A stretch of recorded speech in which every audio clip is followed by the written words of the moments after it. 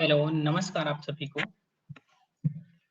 मेरा नाम है अंकित और आप मेरे साथ जुड़ रहे हैं आपके एक छोटे परिवार अंकित थॉट्स एंड व्यूज के साथ।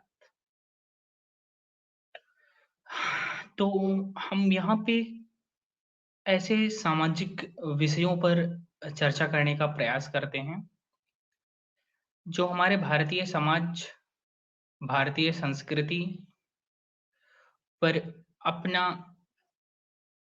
सकारात्मक या नकारात्मक प्रभाव डालते हैं। और अभी तो हमारे साथ हमारा छोटा-सा परिवार है और जितने भी लोग जुड़ते हैं सबसे पहले उनका तहे दिल से धन्यवाद। और आप सभी से अनुरोध है कि आप जितने भी लोग हैं, 2 लोग हैं, 4 लोग हैं, 10 लोग हैं, आप जितने भी लोग अगर 1 मिनट, 2 मिनट, 3 मिनट भी हमारा वीडियो देखते हैं, तो कृपया उस टॉपिक से संबंधित अपनी राय ज़रूर साझा कीजिएगा। कमेंट्स के माध्यम से आपके उस संबंधित विषय पर क्या विचार हो सकते हैं? क्या आप हमारे विचार से सहमत हैं? आप कमेंट्स के माध्यम से ज़रूर हमें बताइएगा। और जितने भी लोग हमसे जुड़ते हैं और जो नहीं भी जुड़ रहे हैं, तो सभी को तहे दिल से धन्यवाद। तो आज हम अपने इस सामाजिक चर्चा के विषय में अभी हाल ही में एक घटना होती है। उत्तर प्रदेश का एक क्रिमिनल गैंगस्टर और राजनीतिज्ञ कह सकते हैं, मुख्तार अंसारी जिसका नाम था, उसकी मृत्यु होती है। मृत्यु होना स्वाभाविक बात है।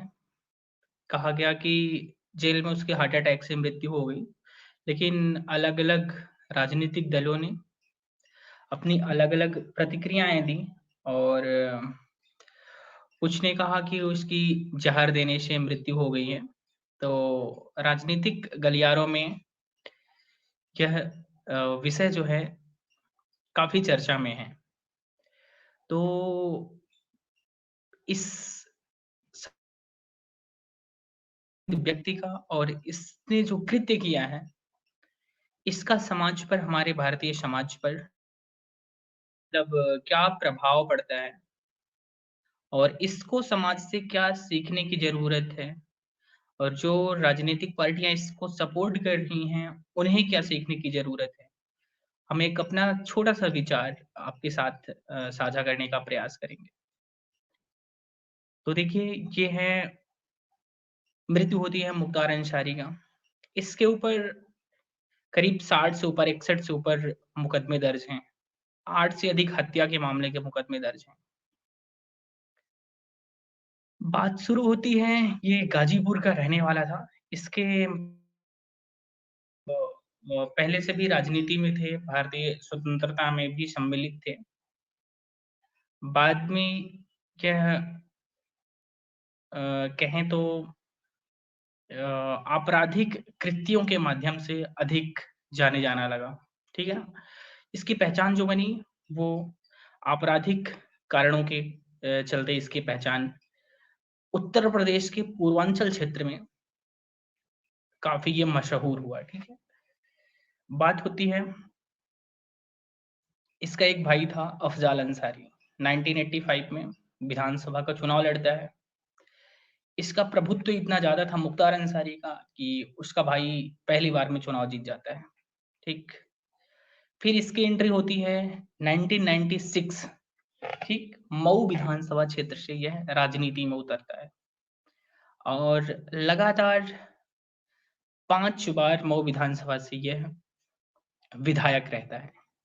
इसका रसूख, इसका मतलब जलवा, इसका खौफ इतना ज़्यादा था कि ये लगातार वहाँ से जीतता रहा और इसको सपोर्ट किया वहाँ की राजनीतिक पार्टियाँ तथाकथित जो लोकतंत्र को बचाने की बात करती हैं, ऐसी पार्टियों ने इसका भरपूर सपोर्ट किया। हमारे उत्तर प्रदेश के पूर्व मुख्यमंत्री मुलायम सिंह यादव जी की पार्टी समाजवादी पार्टी, मायावती जी की पार्टी बहुजन समाज पार्टी ने इसका भरपूर सहयोग किया। पूर्वांचल के क्षेत्र में करीब 5-6 जिले जो गाजीपुर हो गया, बलिया हो गया, मऊ हो गया, जौनपुर हो गया और वाराणसी, ऐसे क्षेत्रों में इसकी पकड़ सर्वाधिक थी। पूर्वांचल का किंग कहा जाता था इसको, मतलब इतना ज़्यादा खौफ था इसका। तो इसके ऊपर 2001 में एक अटैक होता है, उसमें ये बच जाता है। उसके बाद क्या होता है कि इसको वर्ष 2005 में मऊ में दंगे भड़काने के आरोप में इस पर आरोप लगते हैं और यह आत्मसमर्पण करता है और जेल में चला जाता है। वहीं से यह एक हत्या की साजिश रचता है, जो भाजपा के विधायक थे, कद्दावर नेता थे, उनका नाम था कृष्णानंद राय। तो उनकी हत्या की साजिश रची जाती है, क्योंकि कृष्णानंद राय ने इसकी जो मतलब पारिवारिक सीट थी, जहाँ पे ये 25 वर्षों से लगातार विधायक बन के इसके परिवार से कोई न कोई आता ही रहा है। मोहम्मदाबाद सीट थी, वहाँ से कृष्णानंद राय जीत दर्ज करते हैं और मुख्तार अंसारी का किला ध्वस्त करते हैं। उसके बाद इनकी जीत से यह काफ़ी मतलब चिंतित भी होता है और चिढ़ भी होती है, क्योंकि इतना बड़ा गैंगस्टर है और इसको हरा देते हैं। तो ये उनकी हत्या की साजिश रचता है और हत्या की साजिश में शामिल होते हैं मुन्ना बजरंगी नाम का गैंगस्टर और राकेश पांडे। ये बताना ज़रूरी है कि उत्तर प्रदेश में हिंदू-मुस्लिम की लड़ाई नहीं थी। जो जितना शक्तिशाली होता था, आज भी अब तो थोड़ा जो ये गैंगस्टर वाली कहानियाँ हैं, ये कम होती गई हैं। नहीं तो जो भी मजबूत होता था, वो कमज़ोर पर अत्याचार करता ही करता था। तो वर्ष 2005 में 29 नवंबर 2005 की डेट है। कृष्णानंद राय की गोलियों से भूनकर मृत्यु कर दी जाती है। उसमें शामिल रहते हैं राकेश पांडे और मुन्ना बजरंगी जैसे मुख्तार अंसारी के जो गैंगस्टर हैं वो।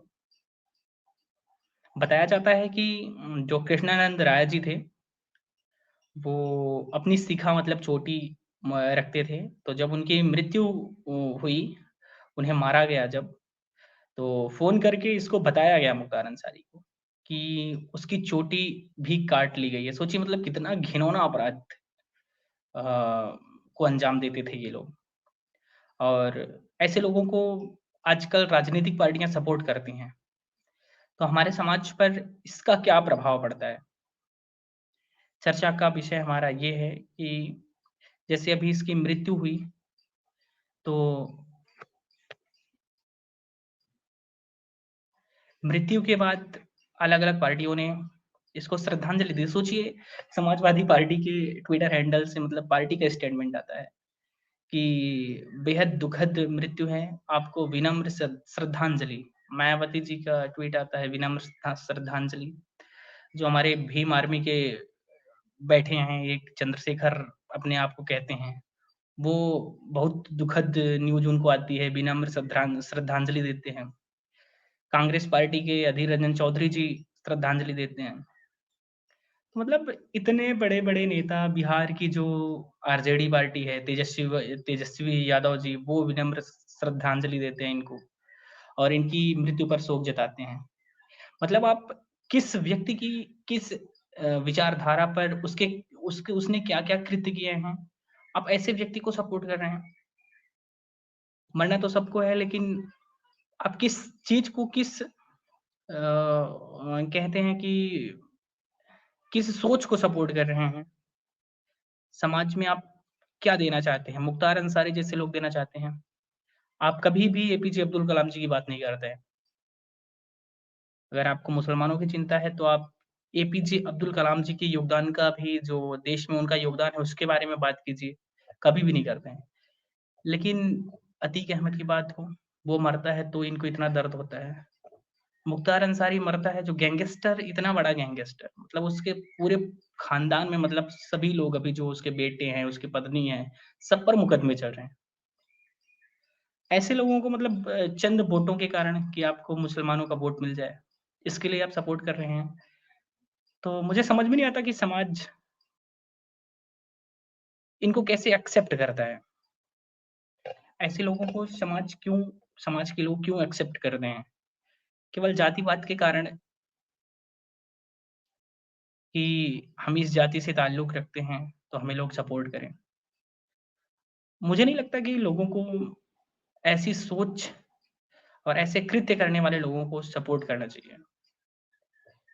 ना तो मेरा ताल्लुक किसी पार्टी से है और ना ही तो मैं किसी को सपोर्ट कर रहा हूँ। बट इसके जब मैंने कृत्य देखे, इसने जो-जो भी किए हैं मुख्तार अंसारी ने, तो यार लगता है कि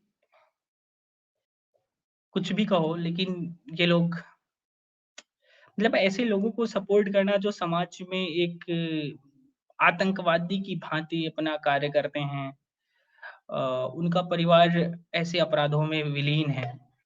आप ऐसे लोगों को सपोर्ट कर रहे हैं। मेरा अनुरोध यही है कि समाजवादी पार्टी हो गई, बहुजन समाजवादी पार्टी हो गई, आरजेडी हो गई, ऐसी पार्टियों के नेताओं को समझना चाहिए कि हमें अपने देश की सामाजिक सभ्यता, सामाजिक संस्कृति को बचाना है, ना कि ऐसे किसी भी पार्टी का वो हो, कोई भी पार्टी जो अपने पार्टी में ऐसे आपराधिक कृत्य करने वालों को जगह देती है। तो मैं ऐसे सभी पार्टियों की विचारधारा पे मेरा सवाल है कि आप किस चीज़ को बढ़ावा दे रहे हैं? समाज को, हमारे देश के लोगों को किस विचारधारा के साथ जोड़ने का प्रयास कर रहे हैं? क्या आप सभी को मुख्तार अंसारी बनाना चाहते हैं?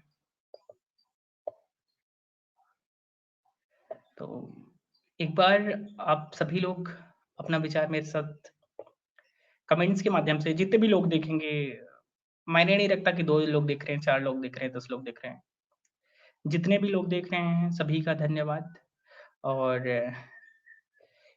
मैं प्रयास करूँगा कि किसी हमारे ग्रामीण क्षेत्र से किसी व्यक्ति को इस विषय में चर्चा के लिए लेकर आऊँ कि ऐसे लोगों को समाज में स्थान दिया जाना चाहिए कि नहीं दिया जाना चाहिए।